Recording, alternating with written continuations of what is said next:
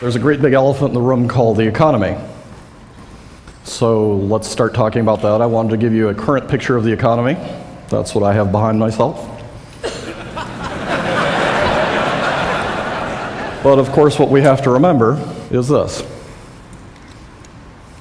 And what we have to think about is when you're dancing in the flames, what's next? So what I'm going to try and do in the next 17 and a half minutes is I'm going to talk first about the flames, where we are in the economy. And then I'm going to take 3 trends that have taken place at TED over the last 25 years and that will take place in this conference, and I will try and bring them together. And I will try and give you a sense of what the ultimate reboot looks like. Those 3 trends are the ability to engineer cells, the ability to engineer tissues, and robots. And somehow it'll all make sense. But anyway, let's start with the economy. There's a couple of really big problems that are still sitting there. One is leverage. And the problem with leverage is it makes the US financial system look like this.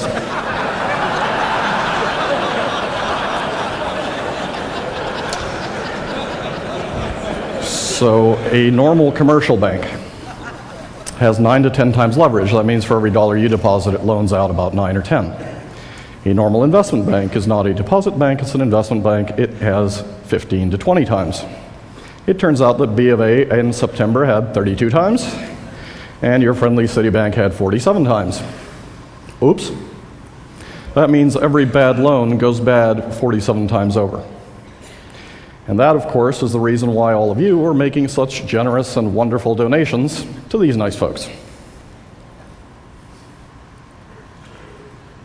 And as you think about that, you got to wonder, so what do banks have in store for you now?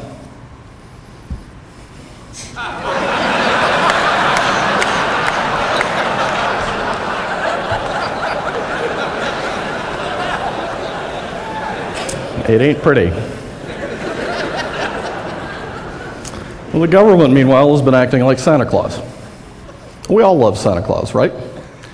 But the problem with Santa Claus is when you look at the mandatory spending of what these folks have been doing and promising folks, it turned out that in 1967, about 38% was mandatory spending on what we call entitlements. And then by 2007, it was 68%.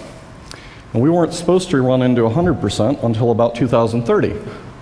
Except we've been so busy giving away $1 trillion here, $1 trillion there, that we've brought that date of reckoning forward to about 2017. And we thought we were going to be able to lay these debts off on our kids, but guess what? We're going to start to pay them. And the problem with this stuff is now that the bills come due, it turns out Santa isn't quite as cute when it's summertime, right?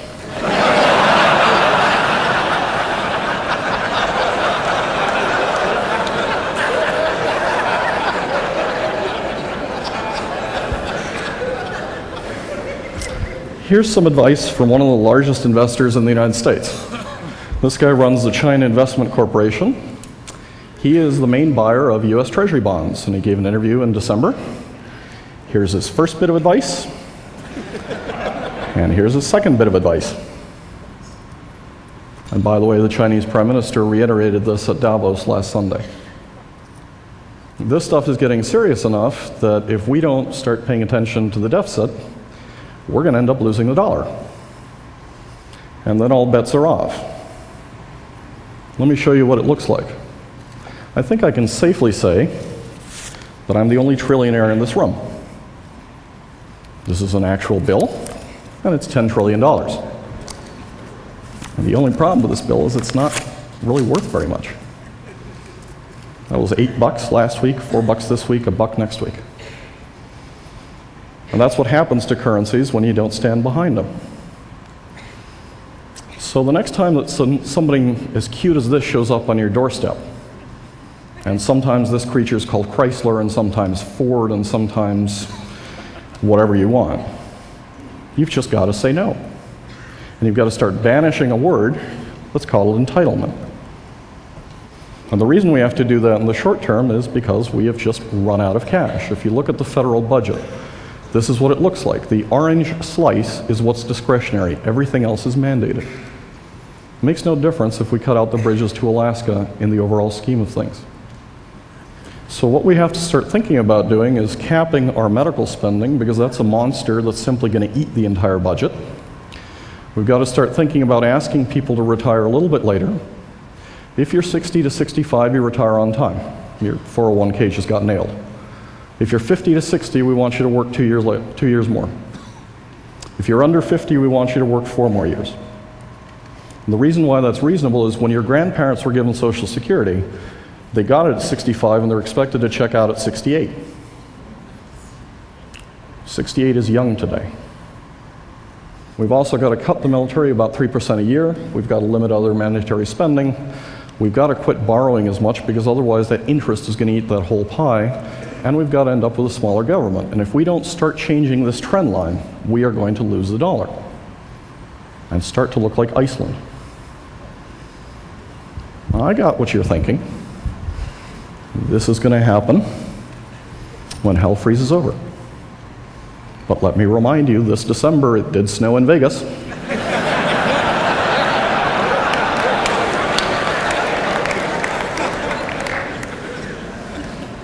Here's what happens if you don't address this stuff.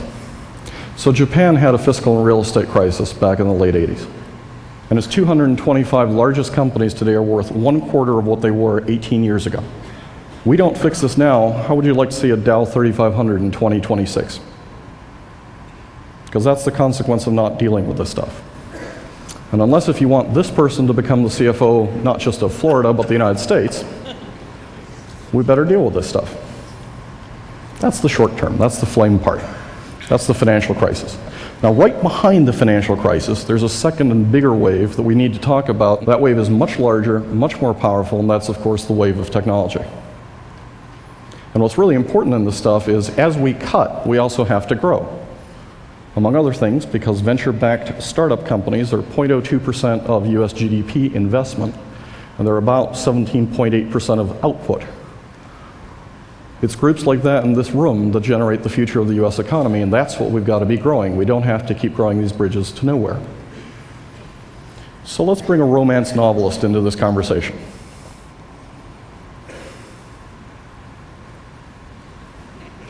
And that's where these 3 trends come together. That's where the ability to engineer microbes, the ability to engineer tissues, and the ability to engineer robots begin to lead to a reboot. And let me recap some of the stuff you've seen. Craig Venter showed up here last year and showed you the first fully programmable cell that acts like hardware, where you can insert DNA and have it boot up as a different species. In parallel, the folks at MIT have been building a standard registry of biological parts. So think of it as a Radio Shack for biology. You can go out and get your proteins or your RNA or your DNA or whatever and start building stuff. In 2006, they brought together high school students and college students and started to build these little odd creatures. They just happened to be alive instead of circuit boards. Here's one of the first things they built.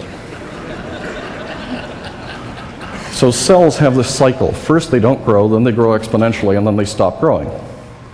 Graduate students wanted to find a way of telling which stage they were in. So they engineered these cells so that when they're growing in the exponential phase, they would smell like wintergreen. And when they stopped growing, they would smell like bananas. And you could tell very easily when your experiment was working and wasn't, where it was in the phase.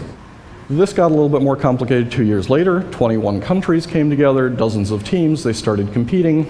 The team from Rice University started to engineer the substance in red wine that makes red wine good for you into beer. So you take resveratrol and put it into beer. Of course, one of the judges is wandering by and he goes, "Wow, cancer-fighting beer. There is a God." The team from Taiwan was a little bit more ambitious. They tried to engineer bacteria in such a way that they would act as your kidneys. 4 years ago, I showed you this picture. And people oohed and awed because Cliff Tabin had been able to grow an extra wing on a chicken. And that was very cool stuff back then. But now moving from bacterial engineering to tissue engineering, let me show you what's happened in that period of time. 2 years ago, you saw this creature, an almost extinct animal from Xochimilco, Mexico, called an ajolote, that can regenerate its limbs. You can freeze half the heart, it regrows. You can freeze half the brain, it regrows. It's almost like leaving Congress.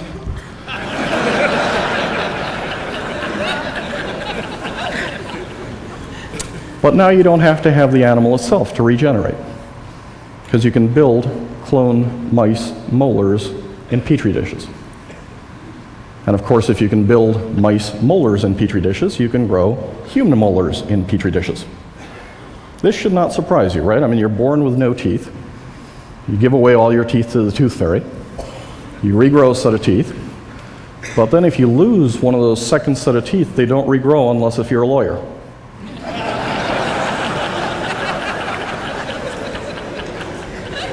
But of course, for most of us, we know how to grow teeth, and therefore we can take adult stem teeth, put them on a biodegradable mold, regrow a tooth, and simply implant it. And we can do it with other things. So a Spanish woman who was dying of TB had a donor trachea. They took all the cells off the trachea, they spray painted her stem cells onto that cartilage. She regrew her own trachea, and 72 hours later it was implanted. She's now running around with her kids. This is going on in Tony Atala's lab in Wake Forest, where he's regrowing ears for injured soldiers, and he's also regrowing bladders. So there are now 9 women walking around Boston with regrown bladders, which is much more pleasant than walking around with a whole bunch of plastic bags the rest of your life. This is kind of getting boring, right? I mean, you understand where this story is going. But it gets more interesting. Last year, this group was able to take all the cells off a heart, leaving just the cartilage. Then they sprayed stem cells onto that heart from a mouse. Those stem cells self-organized, and that heart started to beat. Life happens. This may be one of the ultimate papers. This was done in Japan and in the US, published at the same time, and it rebooted skin cells into stem cells last year. That means that you can take the stuff right here and turn it into almost anything in your body. And this is becoming common. It's moving very quickly. It's moving in a whole series of places. Third trend, robots. Those of us of a certain age grew up expecting that by now we would have Rosie the robot from the Jetsons in our house. And all we've got is a Roomba. We also thought we'd have this robot to warn us of danger. Didn't happen. These were robots engineered for a flat world, right? So Rosie ran on skates, and the other one ran on flat threads. If you don't have a flat world, that's not good. Which is why the robots we're designing today are a little different. This is Boston Dynamics Big Dog. And this is about as close as you can get to a physical Turing test. Okay, so let me remind you, a Turing test is where you've got a wall. You're talking to somebody on the other side of the wall, and when you don't know if that thing is human or animal, that's when computers have reached human intelligence. This is not an intelligence Turing test, but this is as close as you can get to a physical Turing test.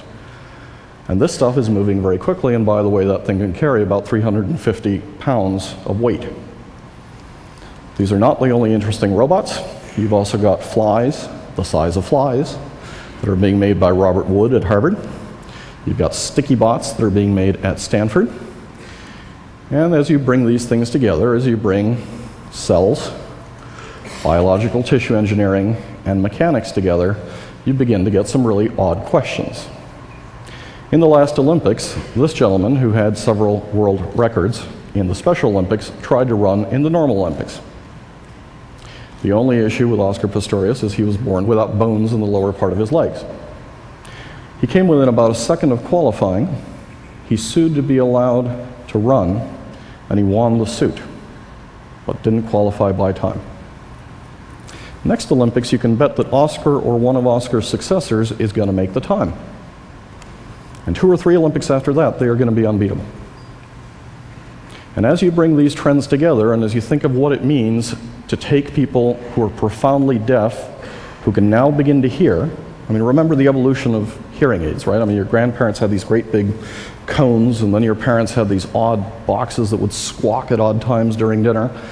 And now we have these little buds that nobody sees, and now you have cochlear implants that go into people's heads and allow the deaf to begin to hear. Now, they can't hear as well as you and I can, but in 10 or 15 machine generations they will, and these are machine generations, not human generations. And about 2 or 3 years after they can hear as well as you and I can, then they'll be able to hear maybe how bats sing, or how whales talk, or how dogs talk, and other types of tonal scales. They'll be able to focus their hearing, they'll be able to increase the sensitivity, decrease the sensitivity, do a series of things that we can't do, and the same thing is happening in eyes. This is a group in Germany that's beginning to engineer eyes so that people who are blind can begin to see light and dark. Very primitive. And then they'll be able to see shape. And then they'll be able to see color, and then they'll be able to see in definition. And one day they'll see as well as you and I can. And a couple of years after that, they'll be able to see an ultraviolet, they'll be able to see an infrared, they'll be able to focus their eyes, they'll be able to come into a micro focus. They'll do stuff you and I can't do. All of these things are coming together, and it's a particularly important thing to understand as we worry about the flames of the present, to keep an eye on the future. And of course, the future is looking back 200 years, because next week is the 200th anniversary of Darwin's birth. And it's the 150th anniversary of the publication of The Origin of the Species. And Darwin, of course, argued that evolution is a natural state. It is a natural state in everything that is alive, including hominids. There have actually been 22 species of hominids that have been around, have evolved, have wandered in different places, and have gone extinct. It is common for hominids to evolve. And that's the reason why, as you look at the hominid fossil record, Erectus, and Heidelbergensis, and Florensis, and Neanderthals, and Homo sapiens all overlapped. The common stage of affairs is to have overlapping versions of hominids, not one.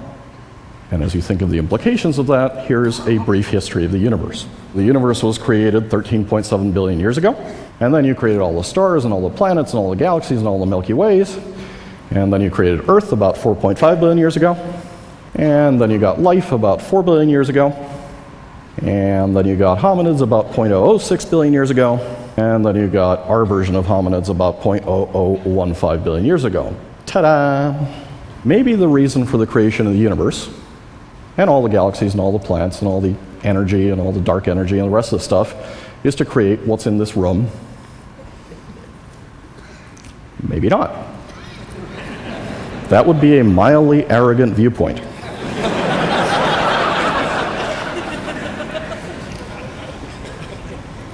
So if that's not the purpose of the universe, then what's next?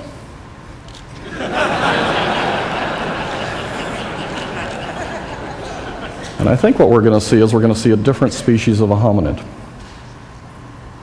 I think we're going to move from a Homo sapiens into a Homo evolutus. And I think this isn't 1,000 years out. I think most of us are going to glance at it, and our grandchildren are going to begin to live it. And a Homo evolutus brings together these three trends into a hominid that takes direct and deliberate control over the evolution of his species, her species, and other species. And that, of course, would be the ultimate reboot. Thank you very much.